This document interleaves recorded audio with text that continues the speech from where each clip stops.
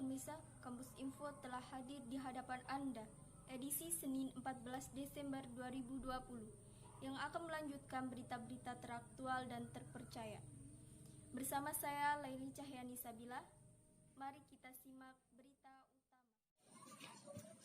Selama masa pandemi, banyak tempat usaha terpaksa tutup lantaran mencegah penyebaran COVID-19. Seperti halnya di Kolaka, jumlah pengusaha makanan harus memutar otak agar tetap bisa mempertahankan usahanya. Baik, kami akan bergabung bersama teman kami yang ada di Jalan Pahlawan, Kolaka, Sulawesi Tenggara. Baiklah, saya akan mewawancarai seorang penjual nasi kuning yang berada di samping Rumah Sakit Benyamin Hulu Kolaka, tepatnya di Jalan Pahlawan. Berhubung ibunya tidak menjual, saya akan berkunjung ke rumah ibu tersebut.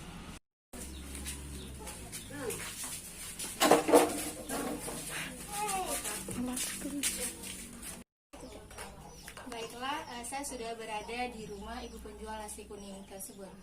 Assalamualaikum Ibu. Sebelumnya perkenalkan, nama saya Wafi Aziza Aswal dari program studi pendidikan kimia Fakultas Keguruan dan Ilmu Pendidikan Universitas 19 November Kolaka. Adapun kedatangan saya ke rumah Ibu karena saya memiliki tugas kuliah dari dosen saya, Bapak Edi Ilimu SPD MSI, mata kuliah kewirausahaan. Sebelumnya maaf Bu, apakah Ibu bersedia menjadi narasumber saya terkait usaha yang Ibu jalankan sekarang? Terima kasih Bu, langsung saja bisa memperkenalkan diri. Nama Tas siapa? Nama saya Ibu Srini. Umur Ibu berapa? 50 tahun. 50 tahun. Ibu, usaha apa yang Ibu jalankan sekarang? Nasi kuning. Nasi kuning. Sejak kapan Ibu memulai usaha ini? 2012 mungkin. Sejak 2012? Oh, iya. Berapa harga jual nasi kuning Ibu? Untuk sekarang Iya. ayam 15, telur 12, ikan 12. Terus Bu, apa alasan Ibu untuk memilih jualan nasi kuning ini? Misalnya kita kalau menjual nasi itu ada juga kita untuk kita makan, baru gampang dicari orang. Terus Bu, berapa modal yang Ibu gunakan dalam membangun usaha nasi kuning ini? 500 lah 500.000. untuk modal awal. Berapa keuntungan Ibu dalam menjual nasi kuning ini? Ya adalah kita sisipkan sedikit-sedikit tuh untuk yang penting ada juga dimakan, ada juga untuk hari-hari. Terus Bu, selama Ibu membangun usaha ini, sebelum adanya penyakit COVID, apa saja yang Ibu dapat, apa saja kendala yang Ibu alami, dan bagaimana penghasilan Ibu setelah adanya penyakit COVID ini? Sekarang Ya. setelah COVID Penghasilan. ya agak berkurang lah, tidak seperti dulu sebelum Kalau sebelum adanya COVID, laris ya. ya lumayan. Oke Bu, cukup sekian pertanyaan saya. Terima kasih karena telah mau menjadi narasumber saya terkait usaha yang Ibu jalankan. Terima kasih Bu, semoga jualannya laris manis dan laku.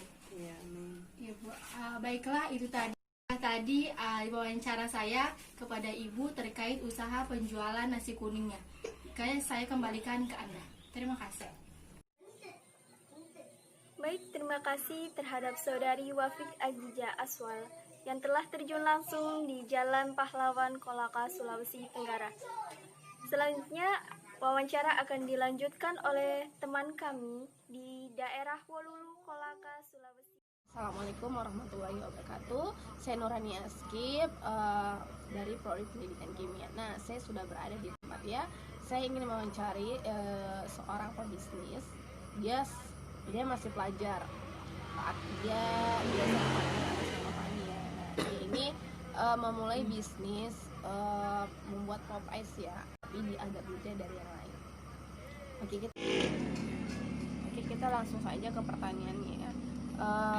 Mbak sejak kapan memulai usaha ini? Saya memulai usaha ini sejak bulan lalu, 1 bulan yang lalu ya, baru. Terus pertanyaan kedua, mengapa Anda memilih usaha ini? Padahal kalau misalnya dilihat dari lokasinya Mbak, ini tuh sepi banget ya, gelap lagi. Soalnya di sini tuh kan cuacanya kurang stabil ya, kadang panas, kadang dingin. Jadi kalau misalnya di sana tuh kan banyak pekerja. Nah, jadi ya lumayan lah kalau misalnya usaha-usaha kecil kayak gini kan banyak yang datang juga. Lagian di sini juga kan ada wifi. Jadi ya lumayan lah. Iya, Mbak. Kalau boleh tahu, apa aja kendala di usaha Mbak ini dari awal memulainya sampai sekarang? Kendala dari usaha ini tuh kadang lampu kurang stabil atau mati lama gitu kan. Soalnya kan saya bikin esnya sendiri, terus saya juga bikin es krim kayak gitu. Jadi lampu aja ya Mbak ya. Nah, terus yang pertanyaan keempat itu, Mbak kalau boleh tahu modal awal Mbak memulai usaha ini tuh berapa ya Mbak? Modal usaha ini saya cuma butuh 300.000, sekitaran 300.000 buat modal usaha ini sih. Setelah itu diputar-putar ya. Untuk pertanyaan terakhir, bisa Mbak jelaskan sedikit tentang usaha Anda dan kedepannya itu ingin usaha seperti usaha ini tuh seperti apa? Saya sih maunya kayak ini semakin berkembang. Saya buat tempat nongki-nongki buat anak-anak muda zaman sekarang. Soalnya di sini kan lagi ada wifi, jadi kayak enak gitu kalau misalnya malam. Soalnya kan di sini cuaca kurang bagus kan, malam juga kadang panas gitu. Jadi lumayan lah. Oke, kalau ya Mbak, terima kasih Mbak atas waktunya yang diberikan kepada saya untuk bertanya ya Mbak. Itu tadi pertanyaan-pertanyaan yang saya berikan kepada pengusaha atau pewirausaha Mbak Fani ya. Dan alhamdulillah itulah dari saya, lebih dan kurangnya mohon maaf. Wassalamualaikum warahmatullahi wabarakatuh. Baik, terima kasih terhadap Saudari Eni yang telah melakukan wawancara di daerah Wolulu, Kolaka, Sulawesi Tenggara. Selanjutnya wawancara akan dilanjutkan oleh Saryanti di daerah Pemala, Kolaka, Sulawesi. Assalamualaikum warahmatullahi wabarakatuh. Perkenalkan, nama saya Saryanti dari program studi pendidikan kimia, Fakultas Ilmu Keguruan dan Ilmu Pendidikan. Langsung saja, saya akan mewawancarai pengusaha gorengan, tepatnya itu di Jalan Poros, Kolaka, Pemala. Di sini saya sudah bersama Bapak Ahmad. Apakah Bapak Ahmad bersedia untuk diwawancarai? Ya, pertama, usaha apa yang Bapak jalani sekarang?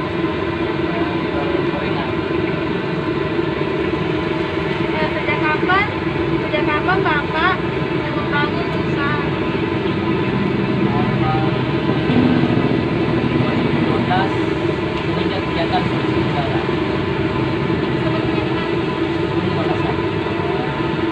Sebelumnya alasan memilih untuk usaha? Saya lihat prospeknya ke depan lumayan bagus karena daya beli di Sulawesi Tenggara ini lumayan agak tinggi dibandingkan tempat lain. Berapa harga jual dari makanan kita? Kalau sekarang karena kebutuhan bahan-bahan naik, makanya kita kasih kejualan dulu jadi 5.004. Sebelumnya 1.001. Berapa modal awal untuk membangun usaha? Modal awal sekitaran kurang lebih 10 jutaan. Apa saja kendala yang Bapak dapatkan sebelum ada gorengan? Kalau kendala sih paling di pengadaan bahan, karena bahan-bahan di sini kan kebanyakan diambil dari Makassar. Kalau dari sini agak kurang anunya bahan-bahannya. Penghasilan Bapak setelah adanya penyakit corona ini? Kalau masalah penghasilan lumayan menurun, hampir dibilang 50% ke bawah lah penghasilannya, karena daya belinya orang agak menurun anunya, pembelian penjualan tuh. Dalam membangun usaha ini apakah keluarga sangat mendukung atau sebaliknya? Kalau keluarga sih sangat mendukung, apalagi kan saya punya istri, punya anak, memang nggak ada usaha lain, jadi semata-mata berpatokan sama saya di sini. Itulah tadi wawancara saya kepada Bapak Ahmad. Saya kembalikan kepada Anda. Terima kasih. Baik, terima kasih terhadap Saudari Saryanti yang telah melakukan wawancara di daerah Pemala, Kolaka, Sulawesi Tenggara. Selanjutnya wawancara yang terakhir akan dilanjutkan oleh saya sendiri. Pemirsa, saya Laili Cahyani Sabila. Saya sedang ada di Jalan Kolaka, Alamekongga. Saya sedang mewawancarai seorang pengusaha makanan. Saya langsung datang ke rumah beliau. Mari kita simak tayangan berikut ini. Assalamualaikum warahmatullahi wabarakatuh. Perkenalkan, nama saya Laili Cahyani Sabila dari Universitas 19 November Kolaka. Di sini saya ditugaskan untuk mewawancarai seorang pengusaha. Saya ditugaskan dalam mata kuliah kewirausahaan dan dosen pembimbing saya Bapak Edi Ilmu SPD MSI. Langsung saja Bu, saya mau wawancara Ibu dengan Ibu siapa? Ibu mempunyai usaha apa sebelumnya? Usaha yang sedang Ibu jalani adalah usaha apa? Jualan makanan, warung makan. Kalau boleh tahu makanan sejenis apa Ibu jualkan? Jenis mie ayam, ketoprak, nasi campur. Kalau dilihat dari usahanya Ibu itu, kalau dilihat kan masalah makanan, otomatis kan makanan itu tidak bisa disimpan lebih lama atau Bu, langsung harus habis. Memang bagaimana caranya Ibu mengolah, mengatur semuanya agar bisa laku dalam hari itu? Ya caranya bikin sedikit-sedikit, yang penting habis satu hari. Biasanya Ibu kalau berjualan jualan di mana? Tempat Ibu menjual di mana? Tempat Ibu menjual? Di poros di depan, Oh, dikontrakan begitu. ada tempatnya memang sendiri. Apa di pasar itu Kak Bu? Tidak, Cuma di samping jalan. di poros. Terus yang membantu Ibu dalam menjalankan usaha itu siapa? Sendiri. Oh, beliau sendiri. Bagaimana dengan usaha Ibu sekarang? Alhamdulillah. Baik Bu, kalau usaha kita mulai pukul jam berapa sampai jam berapa? Kalau mulai menjual ya jam 7. Kalau habisnya tergantung, kalau cepat habis siang pulang, kalau cepat habis ya malam baru pulang. Terus bagaimana jika terjadi kenaikan harga barang? Bagaimana caranya Ibu meminimalisir hal tersebut? Misalnya tetap harga saja, Harganya cuma yang penting bisa ada hasil sedikit-sedikit itu saja. Bagaimana dengan caranya kita menarik pelanggan agar pelanggan itu tetap membeli makanan Anda?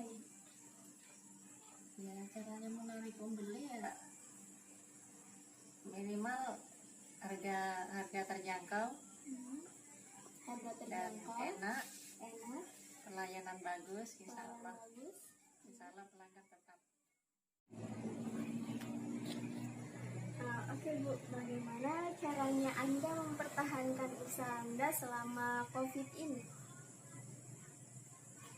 Selama COVID ini ya otomatis pembeli kurang.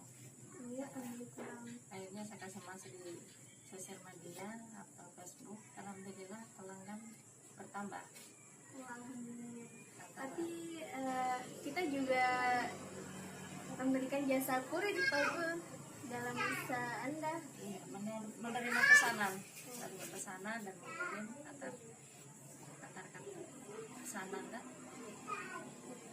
Mungkin itu saja yang saya tanyakan sama Ibu, wawancara sama Ibu. Jadi untuk waktunya saya ucapkan terima kasih Bu, terima kasih banyak. Sama-sama. Iya. Wassalamualaikum warahmatullahi wabarakatuh. Baik pemirsa, sekian untuk berita hari ini. Saya Laili Cahyani Sabila, mohon undur diri. Sekian dan terima kasih. Wassalamualaikum warahmatullahi wabarakatuh.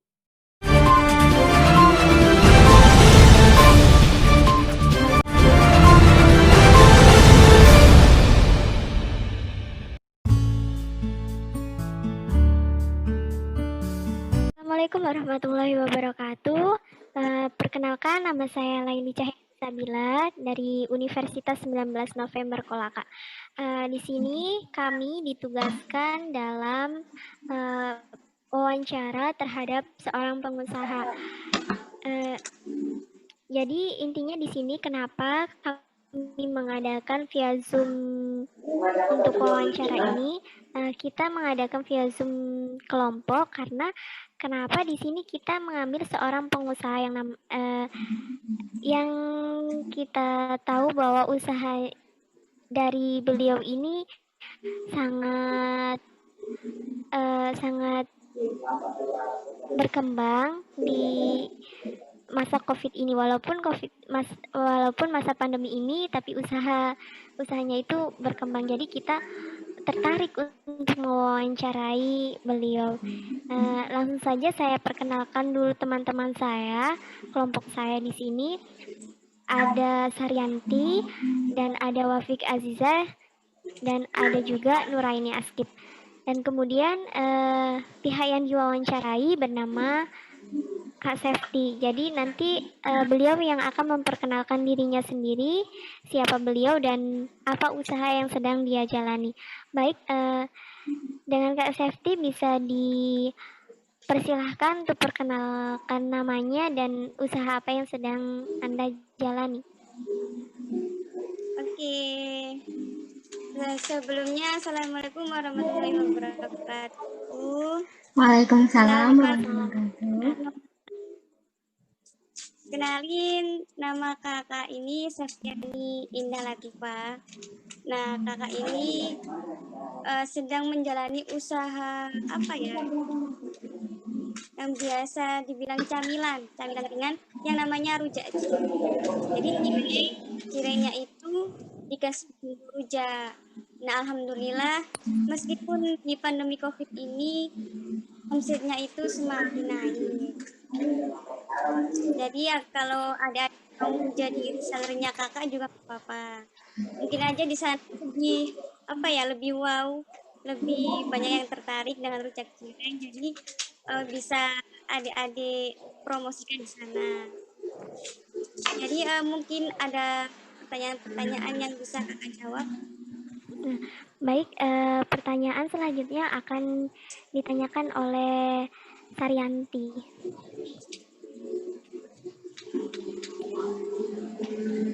Baik, Saudara Saryanti dipersilahkan untuk mengajukan pertanyaannya.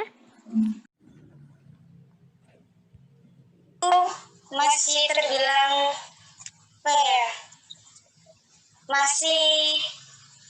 masih baru sekali. Waktu itu kan awal-awal pandemi itu ya, jadi kakak kan nggak kerja itu. Nah di rumah itu ngapain ya di rumah, cuman tidur makan gitu. Nah tiba-tiba itu ada ilham yang baik dari Allah. Nah akhirnya kakak ini coba lihat tuh kan di YouTube itu apa sih makanan yang gampang dicari dan juga murah, banyak orang yang cari juga. Nah, akhirnya kakak ini jualan rujak cireng. Awal-awal itu masih sepi. Akhirnya baru-baru ini itu bulan semakin naik sampai sekarang ya, alhamdulillah. Ada lagi? Ya, terus dilanjutkan oleh Wafik Azizah. Terima kasih. Kak, kakak ini menjual cirengnya di area mana, Kak? Oh, kakak ini jualnya hanya di daerah kakak. Awalnya kan cuma di daerah kakak di Sidoarjo, Jawa Timur. Nah, kebetulan kakak ini kan juga bisa jualan, beli di Shopee. Tahu Shopee kan ya? Iya, Kak. Iya, tahu. Biasanya kan belanja di Shopee. Nah, akhirnya daripada belanja terus, mending juga usaha di Shopee. Nah, akhirnya usaha kakak ini sampai di Jakarta, di Banyuwangi. Oh, iya. Pokoknya puncak itu di Riau. Ada juga yang di Riau. Soalnya kan Shopee kan di seluruh Indonesia. Jadi ada di Riau juga ada. Tapi kebanyakan itu masih di Jawa. Terus Kak, pertanyaan saya lagi, kan saya kan pribadi ini dari Sulawesi. Saya tidak tahu mengenai sejenis apa rujak cireng ini. Mungkin kakak bisa menjelaskan sejenis apa rujak cireng ini?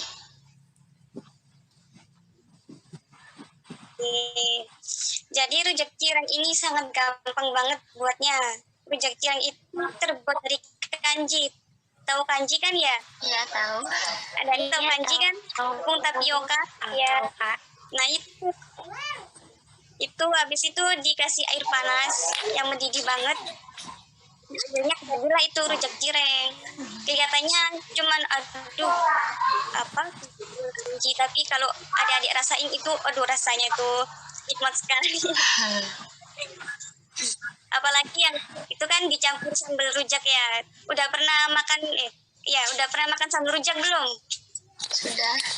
Nah, tapi beda sambalnya orang Jawa sama orang Sulawesi. Iya, beda. Ya, kapan nanti insya Allah kakak kirimin di sana ya. Siap, Kak. Siap. Gimana? Nanti saya kasih alamat, Kak. Cukup sekian pertanyaan saya, Kak.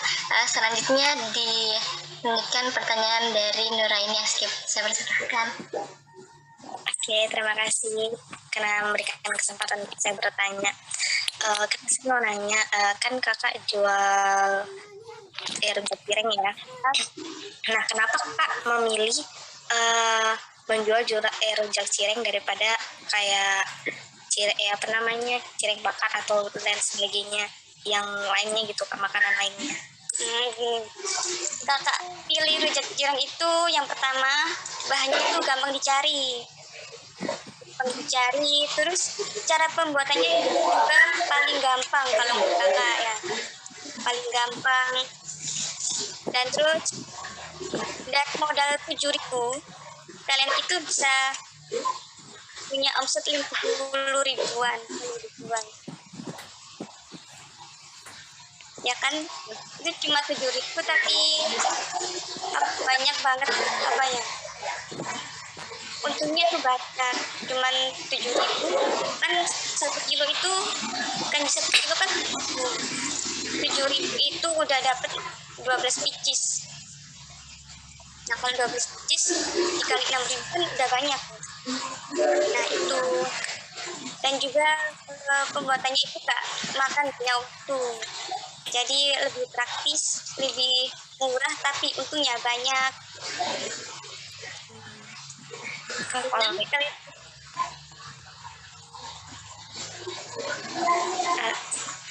satu lagi enggak kan, kalau kan Pak tadi pakai kanji Kak ya, kanji kayak dikasih itu semacam kapurung ya kak? Beda. Eh, maksud dari Eni mungkin kalau ditanya kapurung Kak Seftinya tidak tahu kok.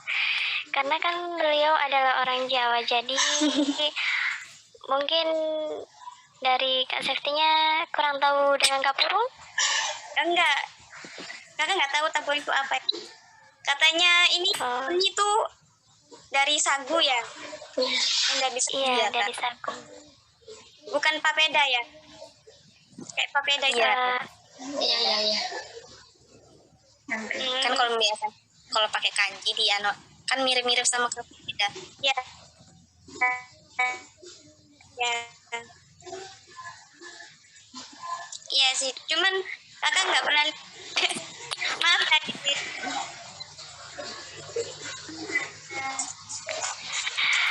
Oke, baik. Kak, mungkin dari kami cuma itu yang mau di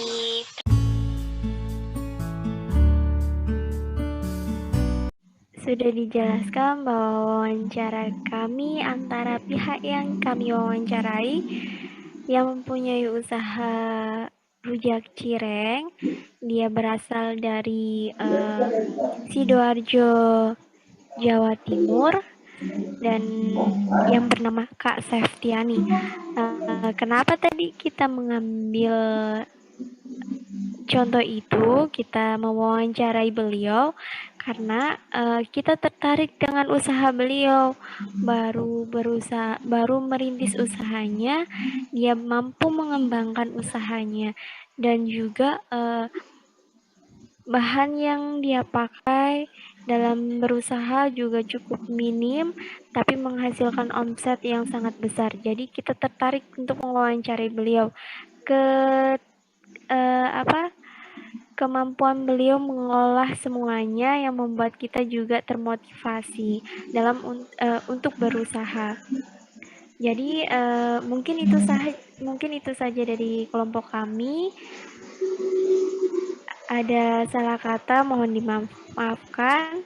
Wassalamualaikum warahmatullahi wabarakatuh.